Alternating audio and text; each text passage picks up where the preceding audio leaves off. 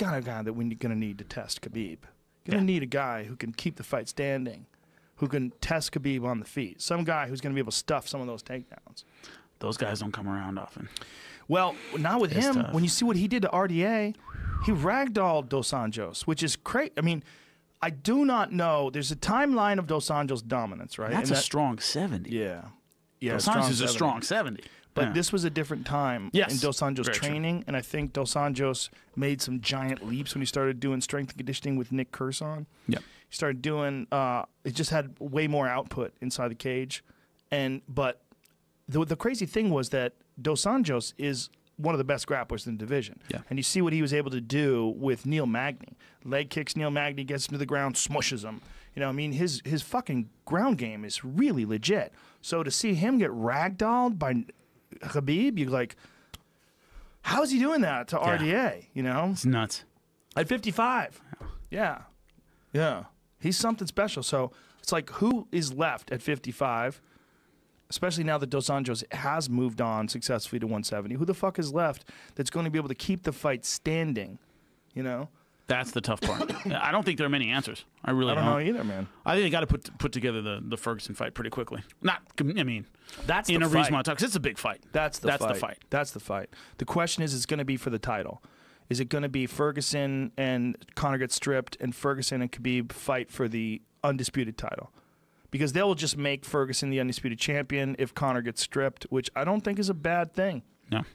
Look, Conor's still fucking Conor. If Conor comes back a year from now, he's still Conor. Huge. Doesn't matter. He's still fighting probably for the title right away. Everybody's going to want it. Everybody's going to want the pay-per-view money that comes with it. Hop on board. But Tony versus Khabib is very interesting. Yeah.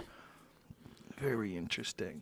Khabib is a guy you have to get his respect. Yeah. And Tony you have to give him a reason to back up. Tony knows how to fight off his back. Very good. Yeah. Very dangerous off his back. Not just dangerous off his back in terms of submissions, but very good defensively off his back. You know, he's got really good composure, very good wrestler. His chokes are fucking nasty, man. He catches chokes from weird angles. You know, he's good at sweeping you. He's legit. He's a legit champ, but that's the fight. Yep. I mean, that's the fight. Anything else is the fans of me calling for Khabib. Yeah, it's just what do you do, though? Like, what do you do and how do you do it? Do you strip Conor? That's always the question, man. Because if Conor's like, fuck it, I want to fight Tony in Dublin. If he decides to come back and fight Tony, and then the winner fights Khabib in Russia, the world explodes. That would be huge. That would be the biggest thing. That'd be fantastic. The winner fights Khabib in Russia for the undisputed title. You ever call a fight in Russia? No, but Khabib's going to ride a bear out to the cage. It's gangster, man. Put a cage over the bear's face. It's literally gangster. It's really, it's a mobbed up place. Is it? That's fun there, yeah. How many times did you... I think 4. For Bellator? No, when I was with M1, they were running out of Russia. That's right. Yeah, so I did... That's right. St. Petersburg, and then I did... Did you enjoy Rostov it? Oh, man, I had a great time. Yeah? Yeah. How's the food over there? Food's good. I don't like the way you said good. No, the food's good. The food's good. It's not like you're not known for it. All right, so I got to tell a story. We're on this ship in the Neva River, and it's owned by one of the guys who runs M1. And so we're on this ship in the Neva River, and it's got a restaurant on it. And we're sitting there, and Sean Wheelock, my old broadcast partner, is very persnickety about his food. He's persnickety about a lot of stuff. And we're sitting there with our boss and everything, and the guy who runs this ship, this big heavy in St. Petersburg, who's affiliated with M1, serves us this borscht, which is like, you know, a beet stew basically. Yeah. And he goes, man, we're really proud of our borscht. It's a big deal here. And, we hope you enjoy it. It's a point of honor for us. And he walks away, and Wheelock looks at the bowl and goes, I'm not eating this. I don't like it. And our boss goes, you will fucking eat it right now. Like a 7-year-old, like, you will eat this right now. You will fucking eat it. And he's like, no, I'm not eating. Like, folded his arms, like, I'm not eating. No way. Now, I eat so fast. White people. I eat so fast that I already ate it. I like borscht, so I just ate it. And I set my thing down. The guy who was all proud of his borscht turns around and is heading back to us, and my boss looks at me and goes, points to Sean's food, and I grabbed it, and I drank an entire bowl of that shit and threw it down before the guy came back. And he saw that we had fish. Oh, thank you so much. It was so good. You drank Sean's too? Sean was just refusing to touch it. Persnickety is a nice word. Persnickety. I like how you use that. That's He's very selective about it. But it's a nice way. Like, nobody can get mad. Yeah, it wasn't like he was like... Yeah, he calls was someone persnickety. Picky. Yeah, you're not Picky saying they're a complaining bitch. No. I Definitely would not. say that. Come I on. didn't think you would. Would not. No, It's you're. persnickety. I understand. No, I'm not eating that. I was like, I'll eat it. I was like, fuck it, give it to me. I know there's been some talk about doing a UFC in Russia, and I think a lot of it is probably based on the idea that Khabib at 25-0 is most likely somewhere along the line going to fight for the title. I mean, if everything continues to go well, as long as there's no injuries or something. Yeah. Especially now that he can make the weight.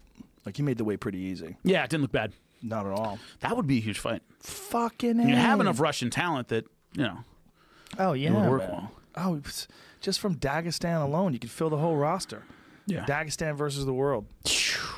You really could. You almost could. We had a fighter in Bellator, Shabalat Shamalayev, ended up getting shot like 5 times in Dagestan. Jesus He lived. Christ. He lived. But he went after some gangster with a gun or something in a club, and he got like torn apart.